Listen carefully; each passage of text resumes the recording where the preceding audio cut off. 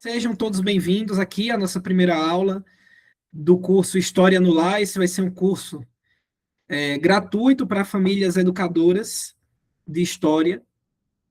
A gente vai estar abordando aqui a história numa perspectiva cristã, numa perspectiva confessional cristã e cronológica também, tá? Sobre o período desse curso, eu não coloquei um período específico até onde a gente vai. Então, vamos gravando o curso aí, vamos tendo as aulas e vamos passar por idade antiga, idade média, até idade moderna, se Deus permitir, até chegar num tempo que não tem como fazer mais história, senão a gente vai ter que estudar ontem, né? Então, sejam todos bem-vindos, vamos dar início. Antes da aula começar, eu queria me apresentar também para vocês. Então, para quem já me conhece, acredito que tem muita gente que já conhece, que já veio pelo Instagram, que já está no nosso grupo de WhatsApp sobre história. Mas, para quem não me conhece, tem algumas pessoas novas que vieram através do Instagram hoje. Meu nome é André. Meu nome é André de Oliveira. Eu sou professor de História.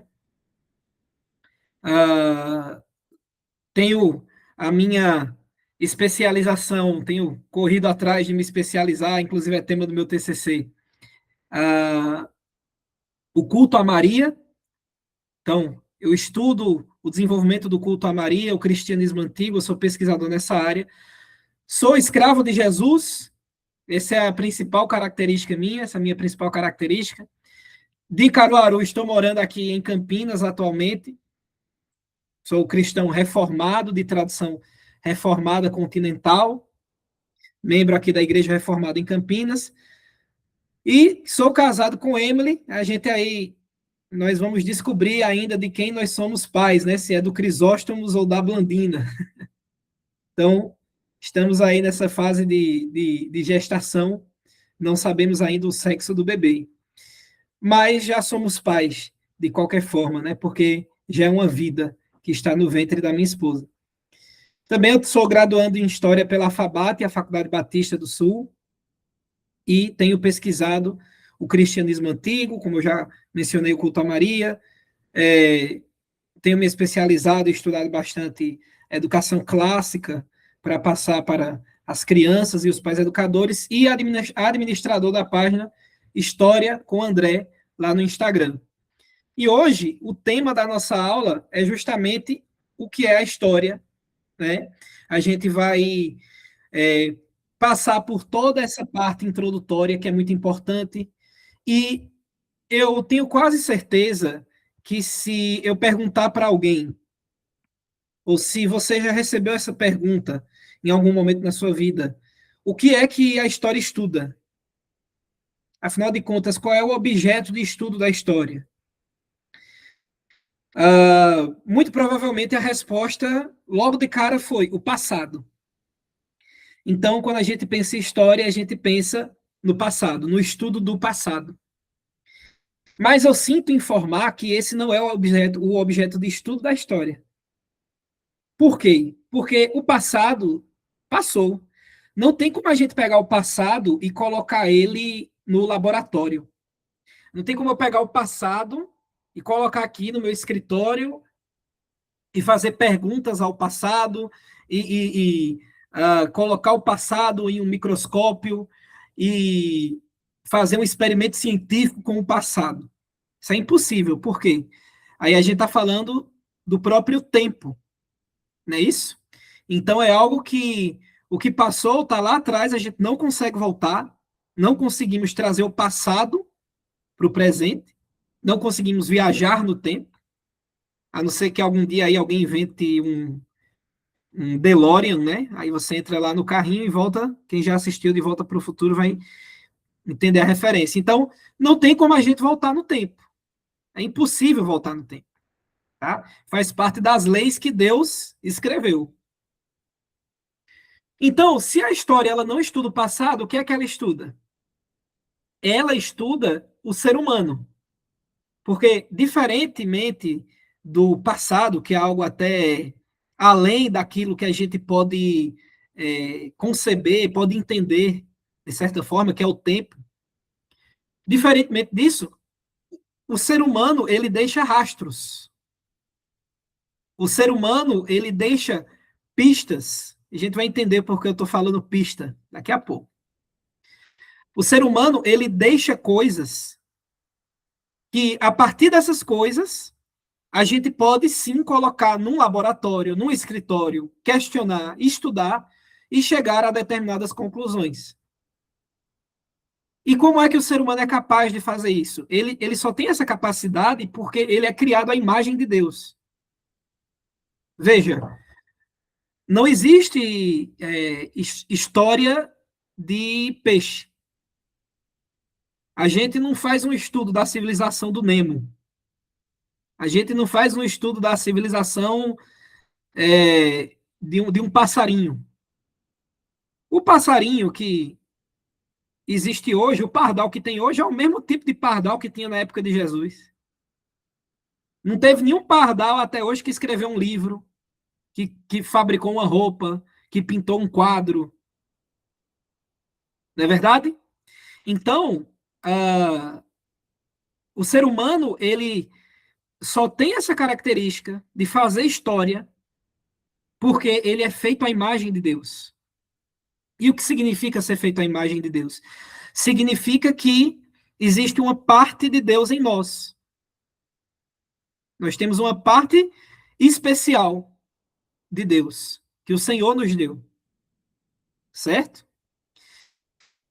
E essa parte de Deus que existe no ser humano, que Deus presenteou à humanidade, que Deus coroou à humanidade, é a parte que nos dá a habilidade de pensar, de falar, de criar coisas, de construir casas, de fazer ferramentas, de amar, de cuidar.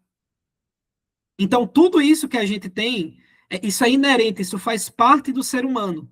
O ser humano, por natureza, é a imagem de Deus. Então, o que é que a estuda história? O que é que a história estuda, perdão?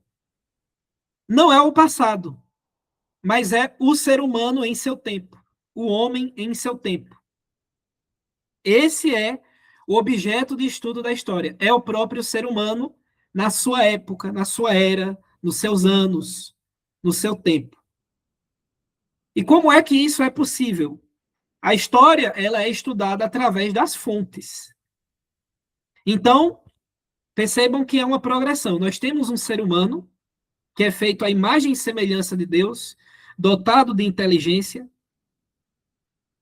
Esse ser humano, ele modifica o ambiente ao seu redor, então ele está numa floresta, ele derruba uma árvore para construir um abrigo. Ele pega uma pedra, ele pega um graveto e ele transforma isso numa lança.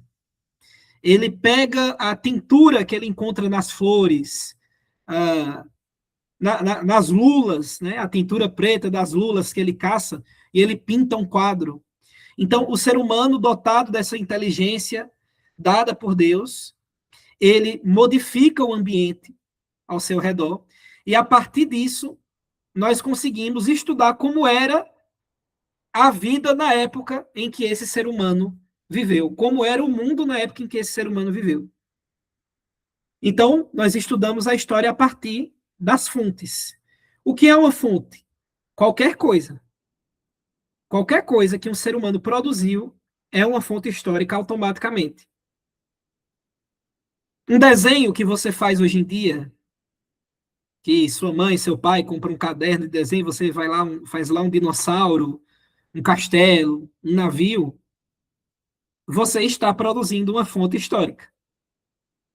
Porque daqui muitos anos você vai crescer, vai ter filhos, depois vai ter netos, e os netos dos netos dos netos da sua geração, da sua descendência vão encontrar esse desenho e vão ver, poxa, é assim que o meu tataravô desenhava. Veja como é interessante esse desenho que ele fez.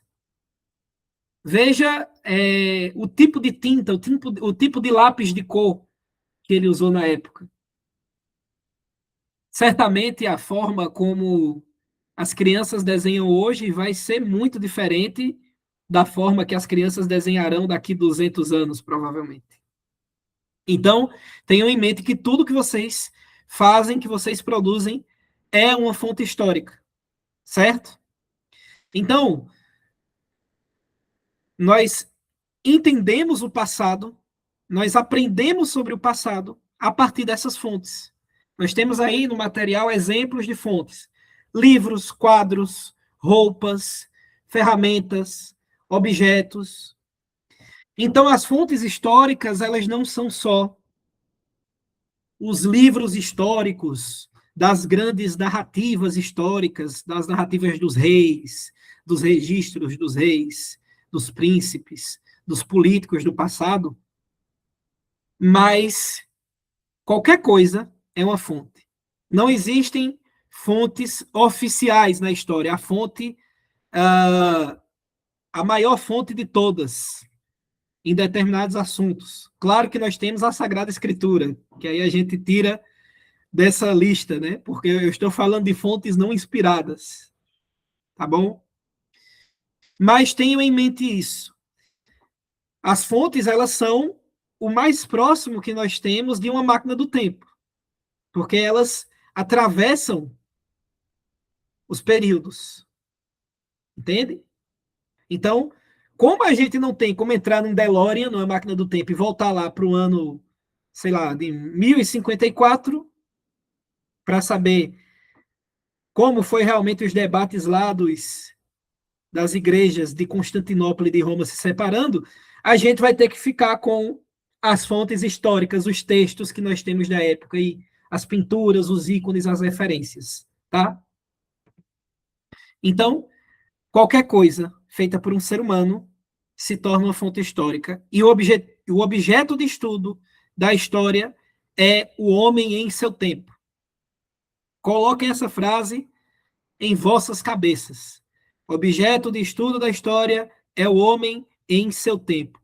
Quando alguém falar que a história estuda o passado, na sua cabecinha já vai apertar aquele botão vermelho, pé, errado, a história não estuda o passado, a história não pode estudar o passado, porque o passado não é palpável, não tem como a gente pegar o passado, tá?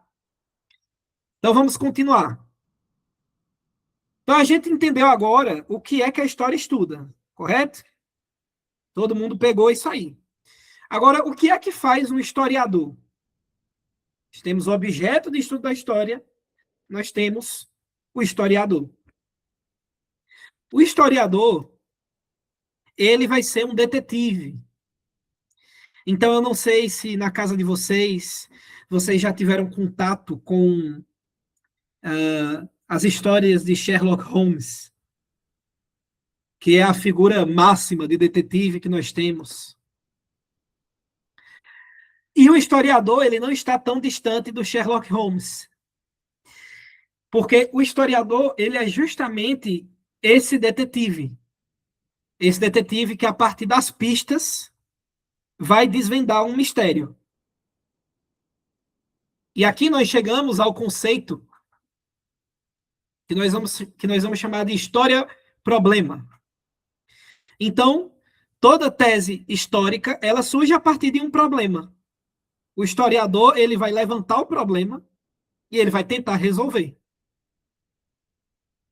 Um exemplo de problema. Em determinado momento, o historiador está lendo a Bíblia e ele lê aquele texto lá que Jesus diz que os lírios do campo se vestem de, de, de forma mais bela, de melhor forma do que Salomão, que nem Salomão se vestiu como os lírios do campo. Então, o historiador ele vai levantar um problema. Peraí, como era que Salomão se vestia? Como é que eram as roupas na época de Salomão? Como é que um rei do povo de Israel se vestia na época de Salomão? Então, ele levantou um problema. E a partir desse problema, como um detetive, o historiador vai tentar solucionar esse mistério. Ele vai ir até as pistas, ou seja, as fontes, e vai começar a levantar hipóteses até chegar à solução. Então, é como a solução de um crime. O detetive, ele chega na cena do crime, ele vai ver o ambiente, ele vai ter uma visão diferente da cena do crime. Ele vai olhar para a cena do crime, ele vai ver as gotas de sangue, ele vai ver uma peça de roupa rasgada de uma forma específica, ele vai ver a cápsula de uma arma, né? A cápsula de um projétil que foi disparado, ele vai ver uma marca na parede e a partir desses astros, ele vai fazer uma pesquisa e vai levantar hipóteses até solucionar o problema.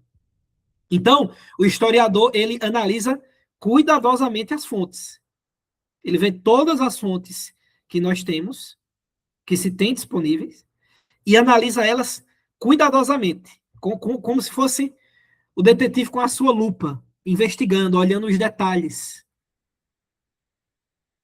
E aí ele vai fazer perguntas para a fonte. Ele vai olhar para a fonte e vai fazer perguntas como essas aqui. Quando esse texto foi escrito, se a fonte for um texto? Para quem foi escrito? Em qual contexto histórico se encaixa esse objeto? Por que certas ações ou símbolos aparecem em pinturas ou documentos? Então, aqui tem vários exemplos. Primeiro, esses dois primeiros, a gente fala muito aí sobre os textos históricos, os documentos históricos. Então, essa é a as primeiras perguntas que o historiador vai fazer quando ele pega um texto antigo. Quando que esse texto foi escrito? Primeira coisa que ele tem que saber.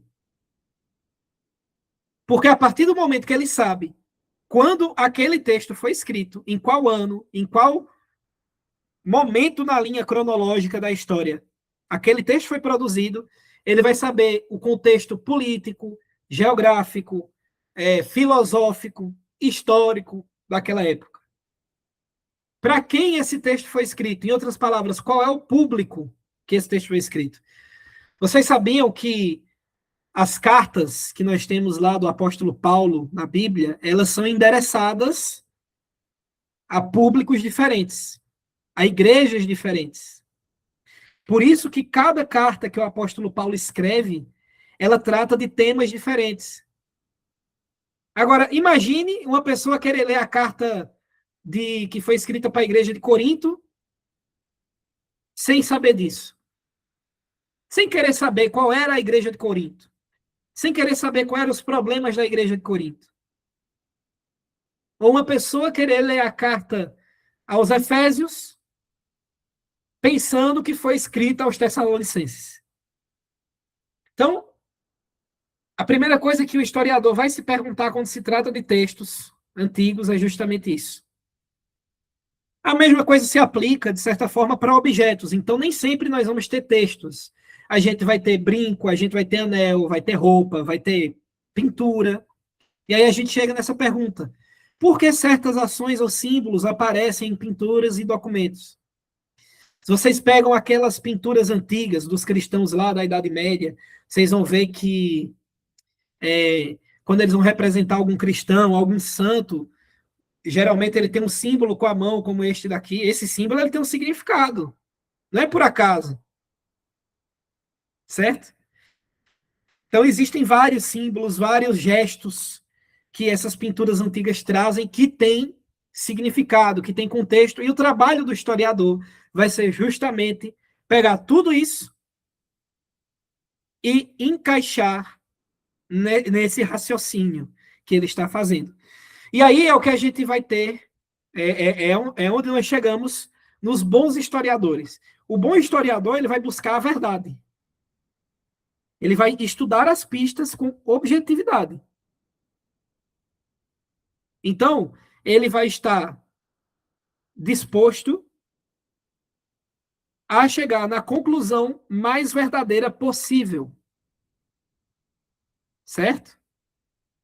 O mau historiador é aquele que ele vai analisar o caso histórico querendo defender as suas ideias. Então, é como se o detetive, ele chegou na cena do crime já tendo a solução na cabeça dele.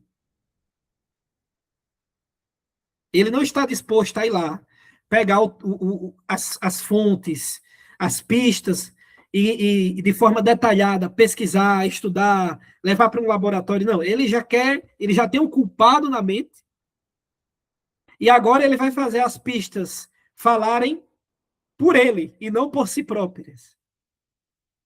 Então, isso é o que caracteriza o mau historiador. Ele quer que a história concorde com ele, com as ideias dele, com a ideologia dele. E isso é justamente o que acontece na grande maioria, na esmagadora maioria das salas de aula de história do nosso país. São professores que já vêm enviesados, já têm um viés na mente, e eles distorcem as fontes históricas para a fonte histórica concordar com aquilo que ele tem como religião. Por mais ateu que ele possa ser, ele tem religião. Então, o bom historiador ele vai ter o sentido oposto disso. Ele vai analisar as fontes e deixar que as fontes falem por si. Ele vai perguntar às fontes. Ele não vai chegar para as fontes e definir o que elas são, segundo as ideias que ele tem lá na cachola dele. Mas ele vai aprender a questionar as fontes. E um bom historiador é um historiador que sabe fazer boas perguntas. Ele sabe perguntar bem as fontes. Certo? E agora a gente caminha para o início, que na verdade é o final desse período que a gente tem aqui, mas é o início de fato da história, o início de todas as coisas. E nós podemos dizer que toda a história da humanidade gira em torno desse começo, tá? Que é a guerra entre as descendências. Eu sei que, eu espero de todo meu coração que todo mundo aqui já conheça essa história. Já saiba pelo menos o básico dessa história. Então, se você tem uma Bíblia em casa, se você gosta de ler a Bíblia, se você vai à escola dominical, você vai saber que o primeiro livro da Bíblia é o livro de Gênesis. E o livro de Gênesis, ele começa contando a história da criação. E não tem forma melhor de começar a estudar a história do que pelo começo da história. Então nós sabemos que lá em Gênesis 1 e 2, nós temos o relato de como Deus criou todas as coisas. Então nós tínhamos a terra sem forma, vazia, e o Espírito Santo, né, o Espírito de Deus pairando sobre as águas, e o Senhor Deus vem e diz, haja luz, e nós temos toda a criação. Então Deus, ele cria, ele faz a divisão entre firmamento e águas, ele cria a terra, ele cria os animais, cria as plantas, cria os luminares, cria as estrelas, cria os animais e o ser humano para governar neste reino. E ele coloca o ser humano em um jardim. Certo? Então, o grande problema não é Gênesis 1 e 2, mas sim Gênesis 3. Porque o ser humano, que é feito à imagem de Deus, que tinha relacionamento direto com Deus, Deus ele chega para ele e diz assim: você pode comer de todas as árvores, de todos os frutos, com exceção daquela árvore, da árvore do fruto do conhecimento do bem e do mal. E a história todos nós sabemos. O que é que o homem vai e faz? Ele, junto com sua esposa, né? Primeiro Eva, depois Adão, comem do fruto proibido. Mas a questão é que muitas vezes a gente não dá atenção a esses detalhes. Primeiro, a serpente que estava lá, o diabo, ele tinha o desejo de enganar os nossos primeiros pais, Adão e Eva. E como é que ele queria enganar? Ele não simplesmente queria que eles comessem do fruto, mas a ideia era: se vocês comerem do fruto, vocês vão se tornar iguais a Deus. Ou seja, o ser humano, ele não iria precisar mais de Deus. Porque se ele é igual a Deus, então comer o fruto proibido é justamente trair a Deus. O pecado de Adão e Eva não foi simplesmente comer uma maçã, né? Que o texto também não nos diz que foi uma maçã. O pecado de Adão e Eva não foi meramente comer uma fruta, mas foi rebeldia contra Deus. Eles se rebelaram contra Deus. Essa foi a primeira tragédia histórica. Então, os nossos primeiros pais se rebelam contra Deus, querem se tornar iguais a Deus, independentes de Deus, caem na conversa do diabo, e Deus ele faz uma promessa lá em Gênesis, capítulo 3. Qual é a promessa? A inimizade. Então, o ser humano caiu em pecado, agora está separado de Deus, se tornou um inimigo de Deus, é expulso do jardim, mas o Senhor, em sua infinita sabedoria e misericórdia, ele escolhe um povo para si e preserva um povo para si. E aqui nós temos o surgimento dessa inimizade entre as descendências. Então prestem atenção. A partir desse momento, a partir de Gênesis 3, a história da humanidade vai estar dividida entre a descendência da mulher e a descendência da serpente. O povo de Deus e o povo de Satanás. Os servos de Deus e os servos do diabo. E toda a narrativa bíblica vai girar em torno dessas duas descendências lutando entre si. Certo? Então nós temos Adão e Eva, nós temos Caim e Abel, nós temos Noé e os ímpios ao seu redor, nós temos Davi e Golias.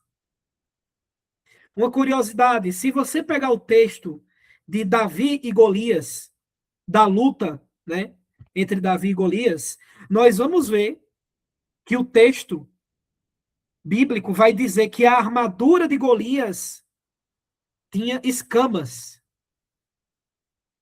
A armadura de Golias tinha escamas.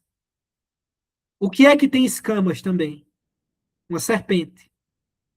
Então, nós temos, já na luta de Davi e Golias, essas duas descendências muito bem destacadas. Nós temos Davi, a descendência da mulher, preservada por Deus. Nós temos Golias, a grande serpente, vestido como uma serpente, literalmente.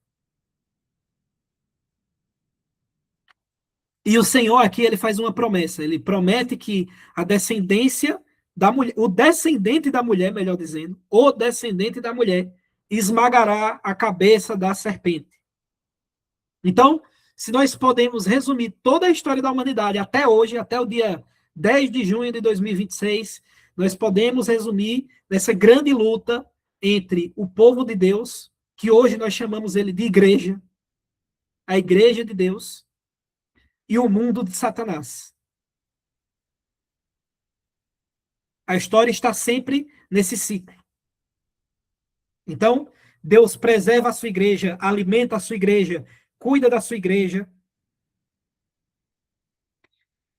E o diabo instiga o mundo, o pecado, os demônios para atacarem a sua igreja, para tentar destruir a igreja. Qual é a boa notícia? A igreja já é vencedora. A igreja já venceu. A igreja já venceu. Cristo já reina. Jesus é o Senhor da história. Ele é o autor da história. Quem escreveu a história foi ele. Então, ele, o autor da história, é quem preserva a história e é quem conduz a história para o dia final, o dia da destruição definitiva de Satanás, o dia da destruição definitiva da descendência da serpente. certo? Então, nós vamos perceber isso nas nossas próximas aulas. Vamos ver que constantemente o reino do diabo, o reino de Satanás, se levanta para tentar destruir, para tentar impedir a promessa de Deus de ser cumprida. E Deus vem e destrói os planos de Satanás. Frustra, né? Satanás, em toda a história, é um grande frustrado. Está sempre se decepcionando. E para finalizar, qual é a importância da história para a fé cristã? A importância é, em primeiro lugar, que a história é nossa. Nós somos a igreja do Senhor. Veja, a história, ela não está nas mãos do pessoal que está lá nas quatro paredes da faculdade. A história, ela não está nas mãos dos historiadores ateus que tentam desmentir a Bíblia, que tentam refutar a Bíblia. Não, a história não é deles, a história é nossa. Porque quem criou a história, quem criou o tempo, quem criou todas as coisas, quem criou eu, quem criou vocês, é o Senhor. Ele é dono da história. Ele é dono da história. Então, a importância de estudar. Qual é a importância de estudar história para os cristãos? Toda. Toda. Existe um historiador que eu gosto muito. O nome dele é Mark Bloch. Ele foi um historiador ateu, lá do período da Segunda Guerra Mundial. E, infelizmente, o Mark Bloch, ele foi um dos historiadores responsáveis por mudar a história, o método histórico hoje. Se deve muito a ele. E o Mark Bloch, ele, inclusive, foi fuzilado pelos nazistas. Então, um dos grandes livros dele, que é Apologia da História, que ele vai defender o método histórico que ele estava desenvolvendo com outros historiadores na época. Esse que é uma das grandes obras dele, ela está inconclusa, porque uma parte dele ele escreveu preso e ele foi fuzilado pelos nazistas, tá? E por que eu estou trazendo isso? Porque o Mark Bloch, nesse livro, ele vai dizer o seguinte: o cristianismo é religião de historiador. Ele diz isso. O cristianismo é religião de historiador. Porque o cristianismo é uma fé altamente histórica. Você abre a Bíblia, não vou dar um número exato, mas 70%, 65%, 80%, não sei, é de história, é narrativa histórica. Nós cremos que o nosso Deus, que é todo santo, todo eterno, todo poderoso, todo imortal, ele encarnou na história, na pessoa de Jesus Cristo. Então, a importância é justamente essa, porque estudar história é estudar a nossa história. É estudar quem nós somos. É ver que a nossa fé, que a fé cristã, ela é real.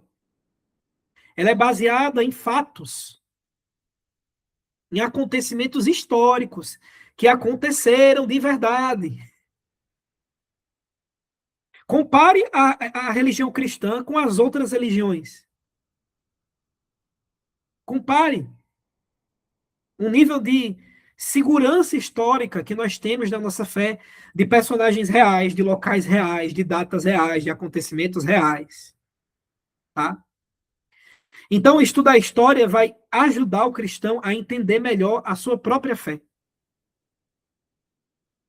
Você vai para a igreja no domingo de manhã e você vai olhar para o culto de outra forma.